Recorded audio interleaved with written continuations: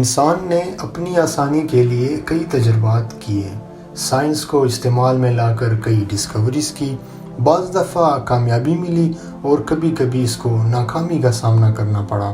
یہی ناکامی انسان کے لیے بھاری نقصان کا بھی باعث بنا۔ انسان نے جدید انجینئرنگ کے ذریعے بجلی بنانے کے کئی طریقے ڈسکور کیے۔ اس میں کوئی شک نہیں کہ آج کل دنیا میں بہت سارے ممالک نیوکلیر انرجی کو یوز کر کے اس سے الیکٹریکل انرجی حاصل کرتے ہیں، لیکن اس سے خارج ہونے والی ریڈیشنز انسانوں، جانوروں بلکہ ارد گرد کے ماحول کو کافی متاثر کرتی ہے۔ انسان کی یہ ترقی ماحولیاتی آلودگی میں اہم کردار ادا کر رہی ہے۔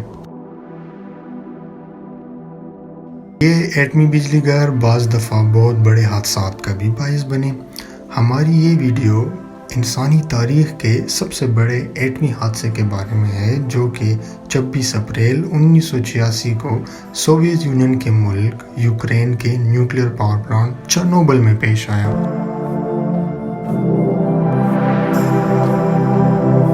چرنوبل بیلاروس کے بارڈر کے انتہائی قریب ہے اور یوکرین کے دارالحکومت کیار سے 56 میل کی دوری پہ ہے۔ واقعے سے پہلے اس جگہ کی آبادی 14,000 تھی۔ 26 اپریل کی رات 3 بجے جب تمام لوگ اپنے گھروں میں آرام سے سو رہے تھے تو چرنوبل پاور پلانٹ میں ایک تجربہ ہونا تھا۔ یہ تجربہ پاور پلانٹ کے ری ایکٹر نمبر 4 میں ہونا تھا۔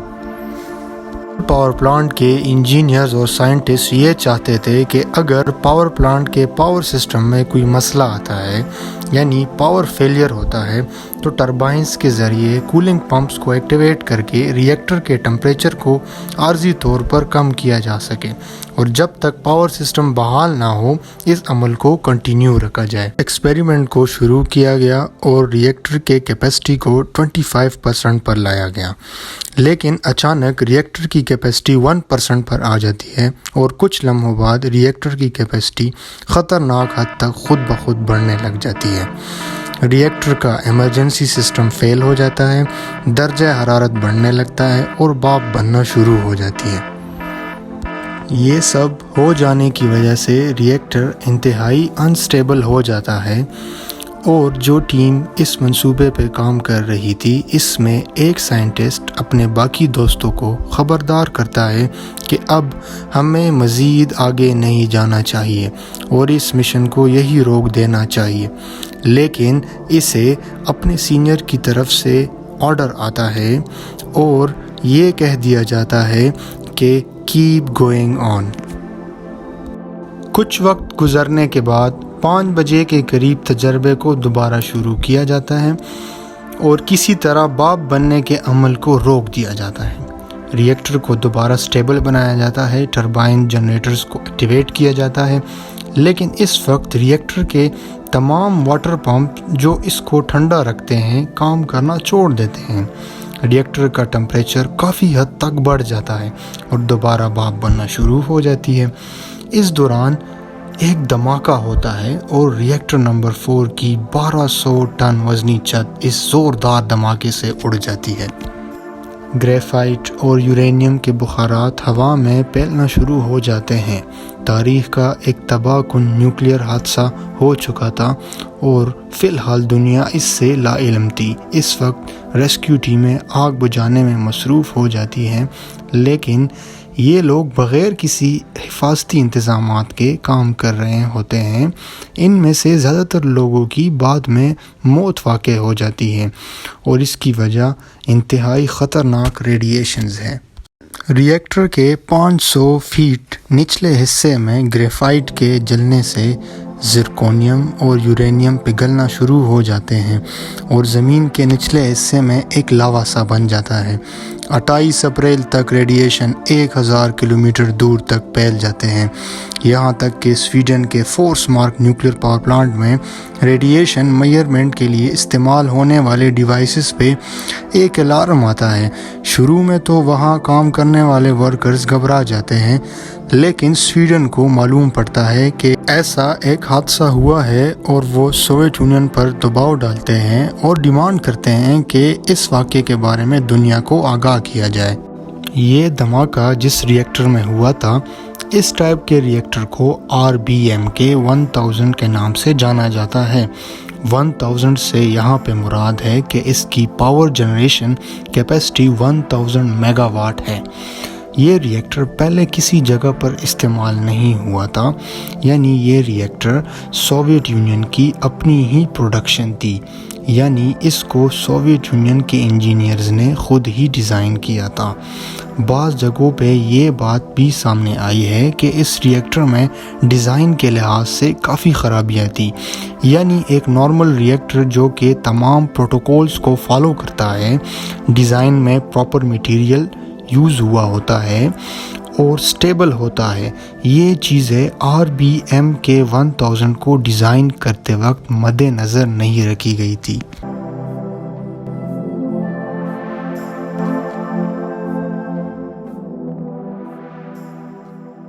ریڈیشنز بڑھ رہی تھی اور ری ایکٹر کی جگہ کا ٹمپریچر بھی مسلسل بڑھ رہا تھا۔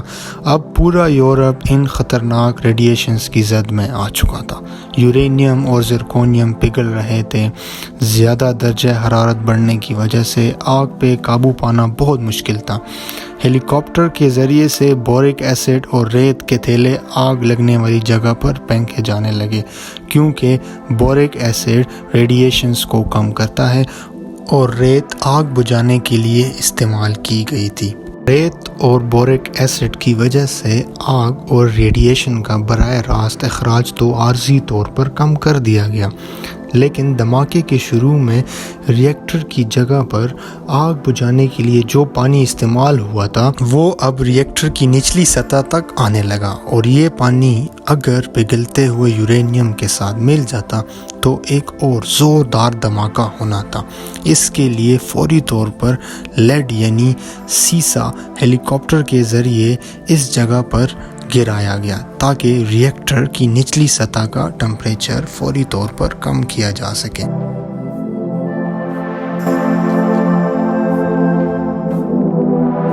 ری ایکٹر کے زیر زمین بھی پانی کا بہت بڑا ذخیرہ موجود تھا۔ اس پانی کو نکالنے کے لیے کوششیں تیز کی گئی، کیونکہ ڈر تھا کہ کہیں پگھلتا ہوا لاوا اس کے ساتھ مکس ہو گیا تو اس سے کافی تباہی ہو سکتی ہے۔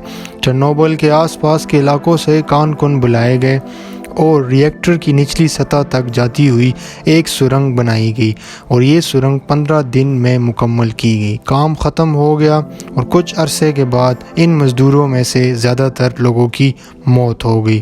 20 مئی 1986 یعنی چرنوبل حادثے کے ٹھیک 24 دن بعد ری ایکٹر نمبر 4 کو مکمل طور پر علیحدہ کر دیا گیا تھا اور اس کو سٹیل اور کنکریٹ کے ایک سٹرکچر سے کور کیا گیا تھا تاکہ ریڈیشن کے اثر کو کم کیا جا سکے۔ اس کام کو نومبر 1986 میں مکمل کیا گیا، یعنی حادثے کے ٹھیک 7 ماہ بعد۔ اس کو چرنوبل سارکوفیگس پروجیکٹ کا نام دیا گیا۔ WHO کی رپورٹ کے مطابق 7 ملین لوگ اس حادثے سے متاثر ہوئے۔ کم از کم 4000 اور زیادہ سے زیادہ 93,000 لوگوں کی موت کا ذمہ دار چرنوبل کی ریڈیشنز تھی۔ اس کو چرنوبل سنڈروم کا نام بھی دیا گیا۔ 2010 میں نئے کور کی تعمیر کا کام شروع کیا گیا، جس کو 2019 میں مکمل کیا گیا، اور اس پر $2.3 بلین خرچ ہوئے۔ چرنوبل کے ری ایکٹر نمبر 2 کو 1991 میں، جبکہ ری ایکٹر نمبر 1 کو 1996 میں بند کیا گیا، جبکہ ری ایکٹر نمبر 3 کو بھی سال 2000 میں مکمل طور پر بند کر دیا گیا، اور اس طرح چرنوبل نیوکلیئر پاور پلانٹ مکمل طور پر بند ہو گیا۔